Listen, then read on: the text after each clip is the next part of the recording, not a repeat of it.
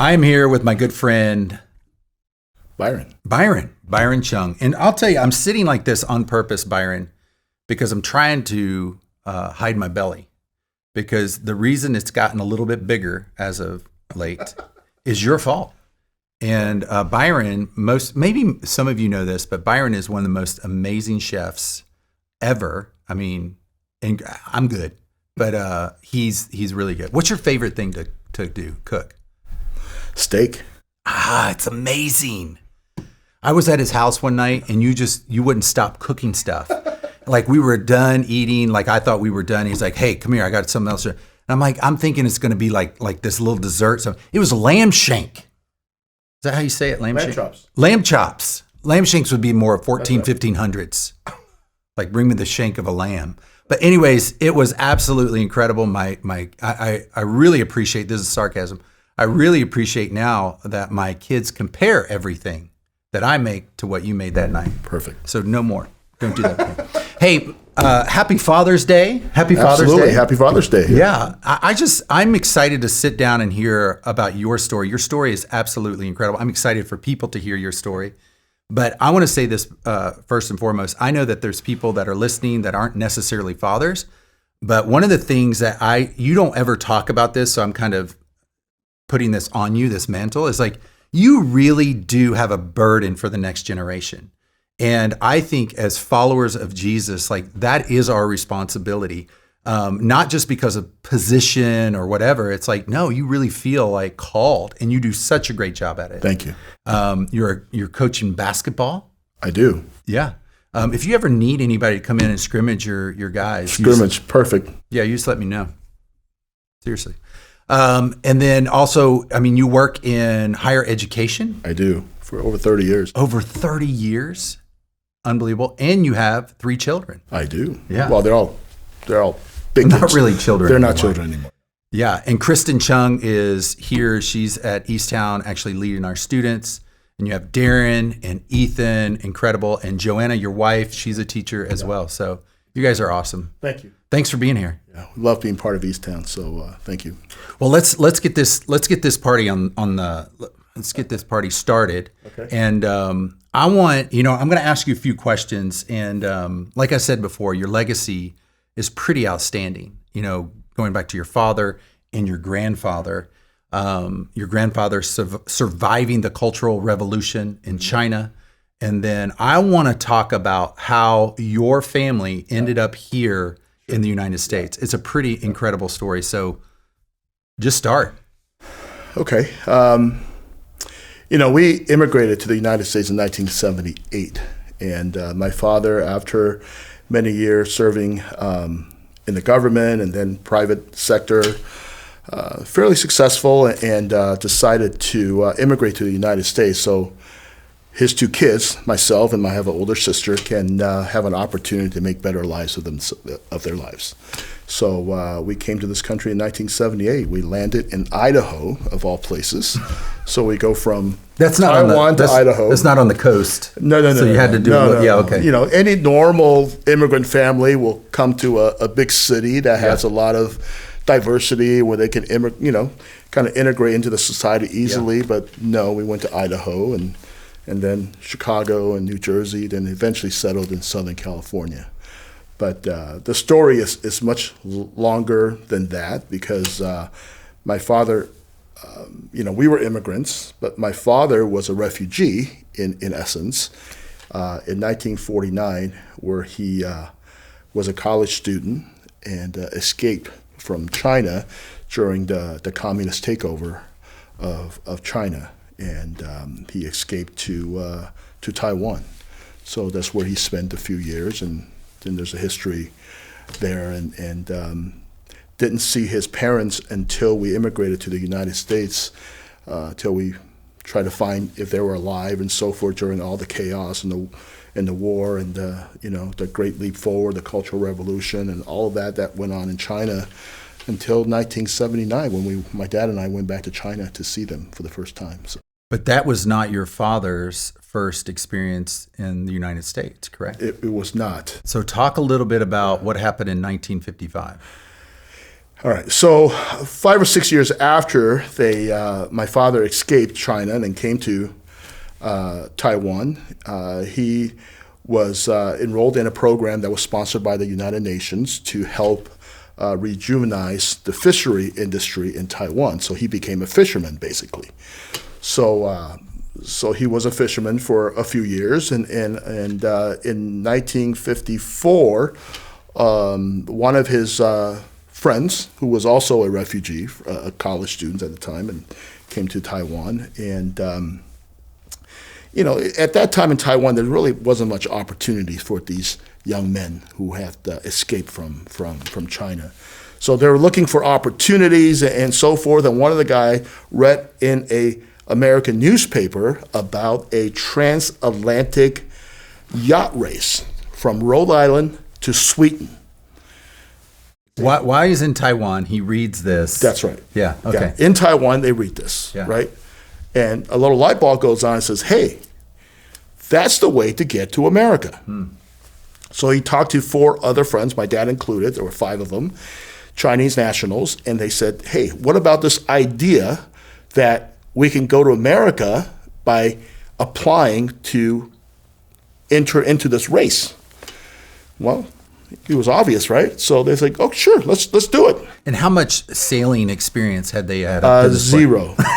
Zero. They were fishermen. So they have to get to the United States. Not only did they not know how to sail, they had no money, right? And they had no boat, no junk, or sailboat, and they had no visas to come to the United States. So you've said junk a couple of times. Yeah. What is a junk? Junk is basically a Chinese sailboat that goes back in the 1700s in the United States. I mean, in China. Yeah. So it's old. It's old. It's very old, right? Motorless. So that was the idea, but they had, again, no money, no boat, no sailing experience, and no visas. So they began to, so they turned in an application, and next thing you know, the New York Yacht Club accepted their application. It says you're in. And they're like, uh-oh, now we're in trouble. Now we really have to do this. You gotta get a boat. Yeah. So they began to, through local government and then eventually involving the governor of Taiwan and all the way up to the very top, and heard about this idea. And they said, okay, we'll help you. So it took some time and lots of people, and a lot of door knocking. And finally people said, you know what, we're going to sponsor you. However, you need to call this boat Free China because of the political situation in Taiwan at the time, because the Democratic National Government was expelled basically because the communists came in and took over China and they came to Taiwan. So it's this whole idea of freeing China from communism. So it's very political. So they said, we want you to name this boat Free China. So what they did is they found literally the last turn of the century Chinese junk, 80-foot Chinese junk. At that time, it was already over 50 years old. And so that's what they had to work with. And so they have no sailing experience. They get the approval of Taiwan, the backing of Taiwan, said, hey, we'll sponsor this. Right. So now it's, let's get on the boat, and we've got to get to the United States in order just to get into the race. It couldn't have been that easy. That's right. No, they had to get the visas too. So they had to go to the U.S. Embassy and apply for a visa. And that was significant, right? It was very significant because they met the vice consul at the time at the U.S. Embassy, a gentleman by the name of Calvin Mailer, who was their agent, and he says, well, what are you guys doing? So they tell him the story and what they're doing, this adventure that they're going on, and he says, well, okay, well, I'll issue you guys visas, but only if you let me come along. So they looked at each other and says, well, if that's what it's going to take, sure. Yeah. So it was 5 Chinese nationals and an American, and began this journey in 1955. And he goes along this trip, and something pretty significant. He brings something on this trip with him, right? That's right. And he brought a 8mm handheld color camera with him. So 1955, right? I mean, crazy. It's crazy. But he recorded the entire journey. So that was what ultimately inspired a documentary filmmaker who found these film to make a film out of this many years later. Yeah, there's an actual documentary of this story. Yeah, it's absolutely incredible. So here's the thing. I want to stop you. Yeah. It just seems like what American at an embassy goes, oh yeah, I want to go with you. It just seems suspicious to me. Yeah, it is suspicious. I call Calvin Uncle Calvin. So your friend, all my life. Him, yeah. Him and my dad are best friends, and they were best men at each other's wedding. And Uncle Calvin had a rich history and was a translator. He speaks perfect Chinese, Mandarin Chinese, and he was a translator for 4 U.S. presidents. Anyway, he has a rich history in the government, so he had access, let's just say, to things. So they get it comes to the day, they get all the approval, they get everything. It's time to go. That's right. They're getting it. So the huge celebration in the Keelung Harbor, and anybody was out there. Kind of it's a send-off, firecracker going off and so forth. So they get on this junk and they're like, okay, we don't know how to sail. It's the idea they never practice it blows me away. But it's just the confidence that, we can do this. So they get up there and they get on the boat and they don't know how to sail. So out of embarrassment, so the idea came and said, there's no wind.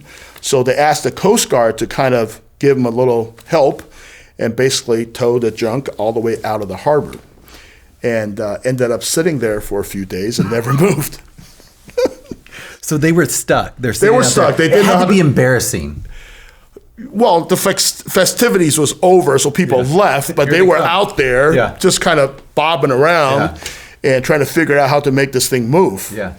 And eventually they had to come back and create all kinds of problems for themselves because they're like, these guys are, they're scam artists and they're frauds, they're not real and so forth. But, they eventually kind of figured it out and kind of got out there. And then a few days later, kind of in the middle of the sea, they encountered this typhoon. My father was actually at the helm in the middle of the night, in the midst of this typhoon, and this wave came overboard and knocked them overboard. So my father was literally in the water in the middle of the night by himself in the middle of a typhoon in the ocean, grabbed onto a rope and held on there for hours until the guys woke up, came back out and realized, hey, Marco's not here. So looked around and found him in the water and rescued him. So they ended up spending, I think, about 3 months in Okinawa, Japan, and to repair the junk, and eventually got back on the junk and sailed to the United States. So the whole journey took 112 days, but the actual sailing was only about 54 days. So they had some time to play tours in Japan and so forth. Yeah. So they pull into the harbor. Or they pull into the San Francisco Bay. And what was that like? Do you know? It was actually when they crossed the Golden Gate Bridge, the Coast Guard, the U.S. Coast Guard, came and brought them into the marina in Fisherman's Wharf, and so news went out, and people from all over the place, Chinatown. I mean, people everywhere came. It was a big deal, and it was a huge deal, and. My dad was a captain of the boat, so he even jokingly said, I even got a kiss from Miss Chinatown, for getting there. So, but it was huge. It was huge news. It was international news because it was the first time in recorded history that a Chinese junk, with a motorless Chinese junk, has ever sailed across the Pacific Ocean. But by the time they got there, it was August 4th, I think. So they completely missed the July deadline to go to Rhode Island. So they missed the race. They missed it. Yeah, the whole reason they came. Yeah, they missed it. But the junk was in such bad shape by the time. There's no way they could have. Yeah. Well, what's pretty cool, too, is like to this day, you can go down to the pier and there's an actual monument. Right. In Pier 24, there is a permanent marker with their story, with a picture and with their story on it. That's amazing. So, yeah. There are so many layers to this story, and we've talked through this story before. I wish we had time to talk about just your grandfather, your grandparents, and then coming over. So your dad went back because of your mother. That's right. And then he married her in Taiwan. Yeah. And then came back. Yeah, my father went back home. He stayed in the United States for a few months and went back to Taiwan and married my mother. And he was given a job. He was a national hero when he went back and was welcomed by the president of Taiwan at the time and gave him a job basically in the government. So he traveled all over the world and teaching third world countries how to fish and different things. So he did that for quite a few years until he went into the private industry. But in 1978, that's when we immigrated to the United States. So your dad, he's had a huge impact on your life, but he lived a life of purpose. Like just even going back and training developing countries on how to fish, how to help their ecosystem, whatever, economy. So I want to ask you, I want to kind of change now towards you because you're a father, way older than me. Way older. Anyways, you're a father. How much, first question I have for you, how much has that story, just your legacy, your grandfather, your father, how has that impacted you as a father? I think there's a lot of legacy in my life and in our family that I try to pass on to my kids. And I know my kids oftentimes don't want to talk about it, don't want to hear it because it's so old, right? And they're like, oh, they roll their eyes. But I think it's important because you have to understand where you are from. Mm-hmm. And ultimately, that's your family structure, the experiences, the totality of that, and ultimately that's who make who you are as children, right? And it's the people that's gone before you that paved the way for you. And so I think that is the part that we often talk about in our family is the history, and as much as they, sometimes they don't want to hear it, but we talk about it a lot. Yeah. So talk about a little bit. You're a man of faith. I know that you are very serious about your relationship with Jesus. Where did that start? Where did that come from? Was that passed down to you? Was that something you saw your grandfather live? I come from a Christian family. My parents are Christians, but this goes even way back. My grandfather was a Christian, met a missionary in China in the 1920s and became a Christian. So I grew up and had the privilege of really growing up in a Christian family. I personally, came to know Jesus when I was a junior in high school. But so it's a family of Christians that going all the way back to my grandfather. Which is significant, right? In China, right? At that time? It is. And it was also part of the reason my grandfather went through a lot of difficulties during the Cultural Revolution. China went through a very difficult time in the particularly from 1949 to 1976, from the Great Leap Forward to the Cultural Revolution, somewhere around, depending on which history book, 50 to 70 million people died, Chinese died during this. And a lot of them were just due to famine and it was created, and people died as a result of it. And particularly during the Cultural Revolution, where anybody who has any association with the West, who perhaps maybe just speak English or dress in Western clothes, who are educated, who are religious, maybe who own land. My grandfather, unfortunately, happened to be all those things. He was very educated. He spoke several different languages, and overnight in Cultural Revolution during that time, neighbors turned on neighbors, brothers turn on brothers, and kids turn on their parents. And for no fault of their parents other than being, speak English or own a home or land or is religious. Yeah. So he went through a really difficult time and was actually marched out of his house and put in a re-education camp for 10 years. And when he left there in the early 70s, he literally was, blind in one eye and couldn't walk, barely walk with a limp from all the beating he took in this re-education camp for 10 years. And his home was taken away, and he ended up with just a small little room where he lived with his wife, and was given a job to sell ice cream at a zoo because he spoke English. So his faith was something that was, it took risk, right? It wasn't just something that checking off a box. It was something that had deep meaning to him and value to him. Well, it was also what sustained him, during those difficult times. Yeah. Yep. And there was a rapid growth of Christianity in that time as well. Persecution takes place. Right. Usually what happens is as Christianity begins to grow. That's right.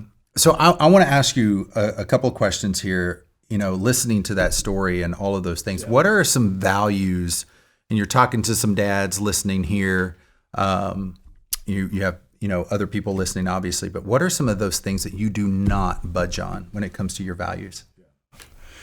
Particularly to my kids, I think one of the things, there are three things. I think number one is gratitude, right? And the importance of giving thanks and having gratitude, giving thanks to God in times of good and times of bad, and just learning about gratitude. And I think that gratitude is the secret sauce for entitlement, right? There's so much of that in our culture today, but being grateful, it's important. So that's one value that is really important to our family. But how would you instruct a young father to help children be grateful? Yeah, I think it's just in little things, teaching them to pray, to give thanks for a simple meal, or something that they received. As insignificant as that might be, in teaching them to give thanks, or just saying thank you to people for doing good or doing something. Just those daily things that happens, in the everyday life, and teaching them from a young age to just say thank you. Yeah. It's important because just that's the understanding, is that, there are things that people have gone before you and have done things for you. It's not so much, it's the opposite of that entitlement mentality. Yeah. That's good. So you said you had two more. What are the other two things? The other one is really the idea of perseverance and not quitting early, and I look at my father, I look at my grandfather as the legacy that they have passed on to me and our family, and it's just the idea of God is in control of all things, and you need to trust Him, regardless how difficult situations are, that you need to persevere and keep going, and don't quit too early. I see that, in my children's life, and particularly in Ethan, he's growing up has always been one that when he encounters some difficulty, he says, it's playing horse. If he was down HOR, he's done, right? He's I quit, I'm done, right? So you had to force him to, hey, keep going, keep playing, right? Or basketball and so forth, right? So, and he's learned that in his own life. Now he's in college and he's playing college basketball. And first year didn't go so well, and had a lot of conversations about, should I return back to school? Do I want to keep doing this? So it was a lot of consideration, a lot of thoughtfulness, a lot of prayer went into this, and the decision was, no, I'm going to go back. I'm going to give this one more try. I'm going to persevere. I'm going to keep going. And ended up really enjoying it the second year. And now he looked back, he can see. So those life lessons, right? Don't give up too early, but to persevere, to keep going in the midst of difficulties, finding a way to persevere. That is so true. I still remember having a conversation out in the front of your house. This was a couple of years back, and I think it was with Ethan. But it was with you, and we were talking behind. If you're watching this, we were talking behind your back. And he was playing a sport in high school. I won't tell people what sport it was, but you threw it in the basket. But anyways, he was having some difficulty with a certain relationship, And I remember you talking to me about, this is what I've encouraged him to do. This was the commitment that you made. And I love that because I heard you say this, and I've said this also to my children. It's not going to get any easier. It's only going to get harder. And I see this so much. And I don't want to just label a generation with it, but I just think it's like, oh, it's hard. I'm going to go figure out something else, or I'm going to do something else. And it's like, no, you won't experience the fruit of that situation until you persevere. Yeah. You have the right conversations. You step into it. You don't step around it. And I think that's something that I've seen, and now I get the pleasure of working with Kristen, your daughter, and I see that is so evident in her. It's like, hey, there's some difficult things. I need to step into this. And I don't want to. Nobody wakes up and goes, I can't wait for a really hard day and really hard conversations to step into. You're usually not leading. You're usually not doing anything of significance if you're not stepping into those things. And I think it's our responsibility as parents to encourage that in our kids, because our natural response when things get hard is to rescue them. Yeah. But as time goes by, as parents, one thing that I've learned as dads, especially, is, there were a time when they were little, you were constantly by their side, how many times they could have cracked their head open or broke a limb because if you weren't there, right? Even though they might not realize that, but slowly you have to give room and step back and allow them to grow and to make those decisions and so forth. But it's also that encouragement you have to give them along the way to really form that attitude in them to persevere. And they have to experience it, unfortunately. You have to let go and allow them to experience that. That's great. And not let them quit. What's your last one? So we have gratitude, we have perseverance. Yeah. Last one is really about living life intentionally. We tell our kids that, you focus your life on impact, your ability to impact the lives of people around you. And I think that's the most important thing that you can do in your life, and making those decisions each and every day to impact people in a positive way, rather than focus on a possession or money or something like that, right? But focus on impact, focus on the work that you can do to touch people's lives. Because ultimately, money, house, car, you can pile all that up and light a match to it and they'll all be gone in 20 minutes. But the impact you make in people's lives lasts forever. So focus on that. All those other things will follow as a result of it. So that's great. And that's the way, again, I just keep saying the same thing. That's the way you live your life. Like, I think about the impact that you're making, in our community here in San Ramon. I think about it in the schools for generations to come, in your own family. But I even think about with what we're doing with Love Local. I could tell story after story about you, but you are literally one of the most generous people that I've been around. I've reaped the benefits of some of your generosity when it comes to food. But I'm talking about generous with your time, generous with your resources, generous with the tools that God has given you. And I just think we live in a day and age where, and I know we're focusing on fathers, but fathers especially are hungry, for knowledge like you have, for experience like you have, to give their children a sense of adventure. I mean, Jesus calls us to an adventurous life. And I feel like, we forget about that. Jesus calls the 12 disciples and says, here's where we're going. This is what we're going to do. And you're probably going to lose your life. You are going to lose your life. But following Jesus is the greatest adventure. It doesn't mean that it's easy at all. And I think we know that as followers of Jesus and as fathers. But Byron, before we go, I want you to pretend that you're sitting across the table from a father and they say, give me one thing. What is one thing that you would tell him?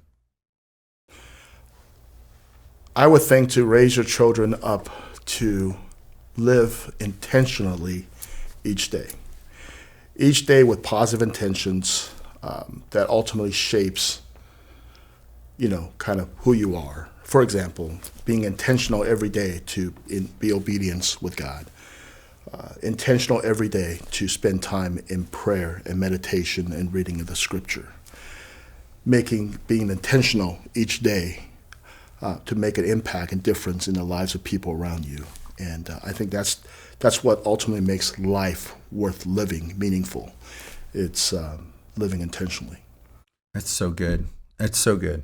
Thank you, Byron. Thanks for being with us. Happy Father's Day. Happy Father's Day and, to you. I know that you've had a huge impact on people that are listening to this, and even for years to come. So happy Father's Day. Happy Father's Day. Happy Father's Day. I hope you enjoyed that story from Byron as much as I did. I just want to encourage you as fathers. I know that some of you probably listening today probably have some regret. Some of you probably think I missed my moment. But here's the cool part about following Jesus. We don't live in the land of regret, right? It's the land of future opportunity. And so there's always on-ramps, there's always exit ramps, right? There's always another chance. And so one of the things I want you to hear is that the mistakes that you have made, maybe God is asking you to go and redeem some of that. And maybe there's some reconciliation that needs to take place. Maybe there's a phone call that needs to be made today. But I want you to know this, we don't live in a land of shame and guilt, right? It's a land of love. It's of a second and third and fifth chance. That's what God gives you today. And so I just want to challenge you too, as fathers, step into the moment. Like Byron was talking about, be intentional. One of the things that we always say here is that God has placed you strategically. You know, we even take that from a verse where Jesus talks about like you're a city on a hill. Like you are the bright spot. You are the light. You are the one that brings hope, not just to your children, but to the future generations, to your neighborhoods, to your workplaces, and where you play. That is on purpose. So fathers, men, I want to challenge you today to live on purpose. God bless you, and we will see you next Sunday.